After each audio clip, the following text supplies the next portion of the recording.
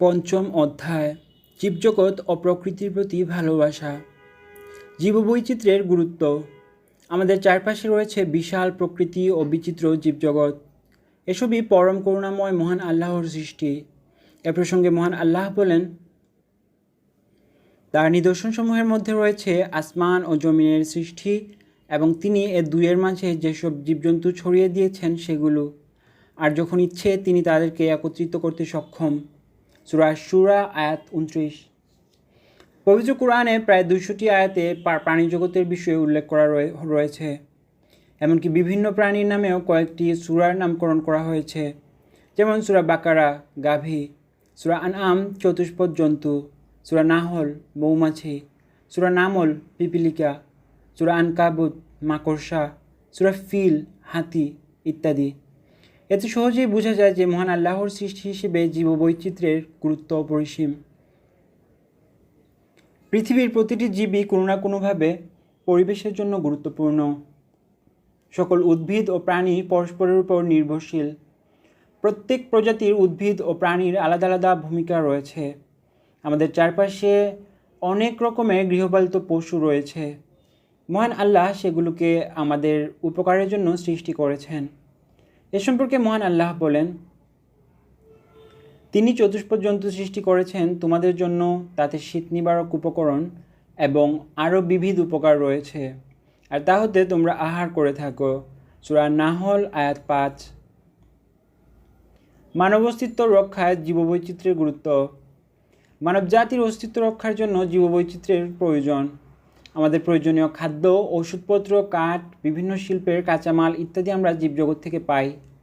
উদ্ভিদ থেকে আমরা খাদ্যশস্য, ওষুধের কাঁচামাল, তুলা, কাঠ ইত্যাদি পাই। আবার প্রাণী থেকে পাই মাছ, গোশত, দুগ্ধ সামগ্রী, চামড়া, মধু ইত্যাদি।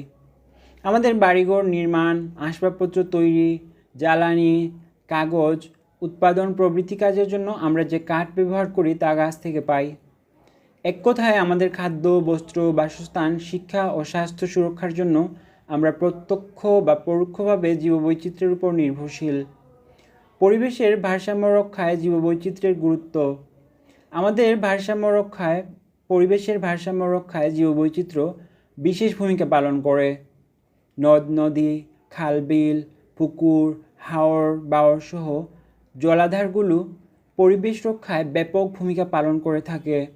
এছাড়া পরিবেশকে শীতল রাখা, বর্ষা মৌসুমে বন্যা প্রতিরোধ, শহরে জলাবদ্ধতা নিরসন, পানির চাহিদা পূরণ ও আবর্জনা পরিশোধনে জলাভূমিগুলোর গুরুত্ব অপরিসীম। পরিবেশ দূষণ রোধে জীববৈচিত্র্যের গুরুত্ব। পরিবেশ দূষণ রোধে জীববৈচিত্র্যের ভারসাম্য বজায় রাখা আবশ্যক। পরিবেশে অক্সিজেন সরবরাহ ঠিক রাখতে এবং পর্যাপ্ত বৃষ্টিপাত ঘটাতে উদ্ভিদের ভূমিকা অপরিহার্য। নদ নদী ও জলাশয়ে বৃষ্টিপাতের মাধ্যমে পর্যাপ্ত পানি জমা হয়, সেখানে মাছ ও অন্যান্য জলজ উদ্ভিদ সঠিকভাবে বৃদ্ধি পায়। কৃষির জন্যও আমাদের বৃষ্টির প্রয়োজন হয়। এসবই মহান আল্লাহর দান। এ সম্পর্কে তিনি বলেন, তিনিই আকাশ থেকে পানি বর্ষণ করেন, অতঃপর আমি এর দ্বারা সর্বপ্রকার উদ্ভিদ উৎপন্ন করেছি, অতঃপর আমি এ থেকে সবুজ ফসল নির্গত করেছি। সূরা আল আনআম আয়াত 99। বাংলাদেশ জীববৈচিত্র্যে ভরপুর। এদেশের খাল বিল, হাওর বাওর, সাগর নদী, পুকুর, জলাশয় ইত্যাদিতে রয়েছে নানা প্রজাতির মাছ এবং অন্যান্য জলজ প্রাণী ও উদ্ভিদ। এগুলো আমাদের জীবন ধারণের জন্য গুরুত্বপূর্ণ। তাই জীববৈচিত্র্য রক্ষার প্রতি আমাদের যত্নশীল হতে হবে। মহানবী সাল্লাল্লাহু আলাইহি সাল্লাম গাছপালার পরিচর্যা করতেন। তার আদর্শে উদ্বুদ্ধ হয়ে সাহাবিগণও গাছপালার পরিচর্যা করতেন। হযরত আবু বকর রাদিয়াল্লাহু তাআলা আনহু সেনাবাহিনীকে যুদ্ধে প্রেরণের সময় গাছ না কাটা, কৃষিজমি ধ্বংস না করা এবং পশু হত্যা না করার নির্দেশ দিতেন। বৃক্ষনিধন জীববৈচিত্র্যকে ক্ষতিগ্রস্ত করে। এর ফলে জলবায়ু বিপর্যয়, বন্যা, ঘূর্ণিঝড়, জলোচ্ছ্বাস সহ বিভিন্ন প্রাকৃতিক দুর্যোগ দেখা দেয়। উদ্ভিদ কমে গেলে অক্সিজেন কমে যায়, খরা ও অনাবৃষ্টি দেখা দেয়। পাখি প্রাকৃতিক সৌন্দর্য বৃদ্ধির পাশাপাশি পরিবেশের ভারসাম্য রক্ষা করে। কিছু শীতের মৌসুমে শিকারীরা অতিথি পাখিদের শিকার করে বাজারে বিক্রি করে।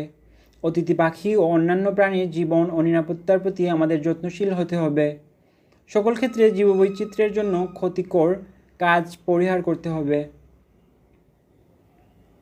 মানুষ ও জীবজগতের প্রতি দয়া ও ভালোবাসা। মানুষ, জীবজগৎ, প্রকৃতি ও পৃথিবী সবই মহান আল্লাহর সৃষ্টি। মানুষের জীবন রক্ষা করা যেমন সওয়াবের কাজ, তেমনি পশু পাখি ও উদ্ভিদের পরিচর্যা করাও সওয়াবের কাজ। প্রাণীজগৎ সর্বদা মানুষের কল্যাণে নিয়োজিত। ইসলাম পশু পাখি ও উদ্ভিদের প্রতি দয়া প্রদর্শন করতে নির্দেশ দিয়েছে। তাই সকল প্রাণী অবশ্যই পরিচর্যা ও দয়া পাওয়ার অধিকার রাখে। পবিত্র কুরআন ও হাদিসে জীববৈচিত্র্য সংরক্ষণের ব্যাপারে গুরুত্বারোপ করা হয়েছে। কোনো প্রাণী যদি বিপন্ন হয় এবং তার অস্তিত্ব হুমকির মুখে পড়ে, তাহলে তার সংরক্ষণে বিশেষ উদ্যোগ নেওয়ার কথা বলা হয়েছে। হযরত নূহ আলাইহিস সালামের মহাপ্লাবনের সময় মহান আল্লাহ প্রাণীকুলের অস্তিত্ব রক্ষার নির্দেশ দিয়েছিলেন। এ সম্পর্কে তিনি বলেন, যখন আমার আদেশ এসে গেল এবং চুলা উঠল, আমি নূহকে বললাম, তাতে অর্থাৎ নৌকায় প্রতিটি শ্রেণীর প্রাণীর 2টি করে জোড়া তুলে নাও। সূরা হুদ আয়াত 40।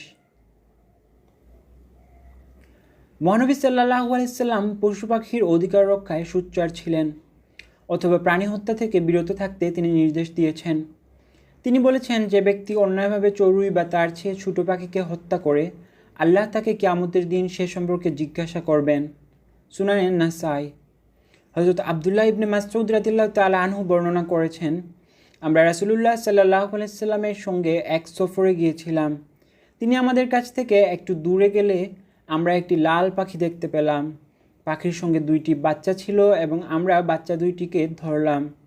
এ সময় মা লাল পাখি তার ডানা দিয়ে মাটিতে আঘাত করেছিল।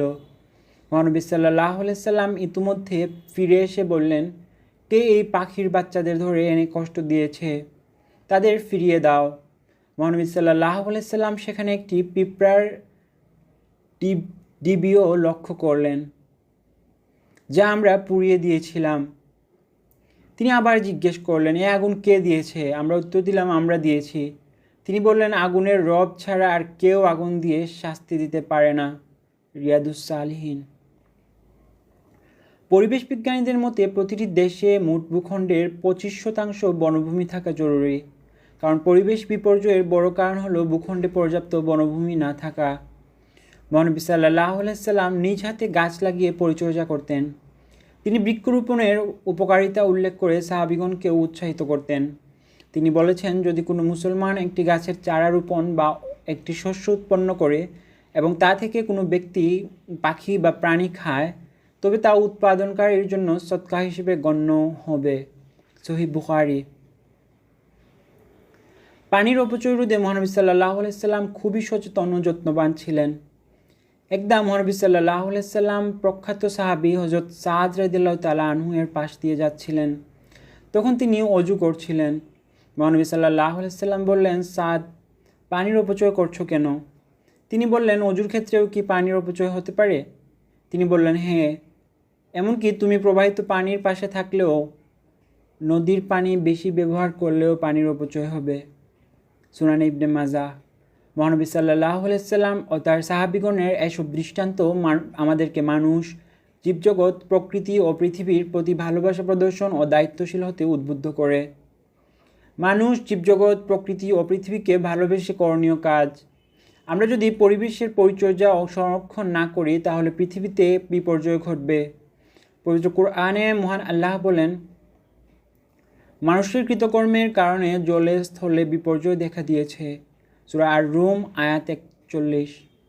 সুতরাং মানুষ, জীবজগৎ, প্রকৃতি ও পৃথিবীকে ভালোবেসে তাদের সংরক্ষণের জন্য আমরা নিচের কাজগুলো করতে সচেষ্ট হব। পরিবেশ দূষণ রোধ করা, পানির অপচয় রোধ করা, বেশি করে গাছ লাগানো এবং সেগুলোর যত্ন নেওয়া, প্রাকৃতিক পদ্ধতিতে চাষাবাদ করা, সম্পদের অপচয় রোধ করা, সুষ্ঠুভাবে প্রাকৃতিক সম্পদের ব্যবহার করা, চারপাশের উদ্ভিদ ও প্রাণীর সঠিক যত্ন ও পরিচর্যা করা, প্রাণীদের অযথা হত্যা না করা, পশু পাখিকে কষ্ট না দেওয়া, নিজ এলাকাবাসীদের উদ্ভিদ ও প্রাণীর যত্নে সচেতন করা।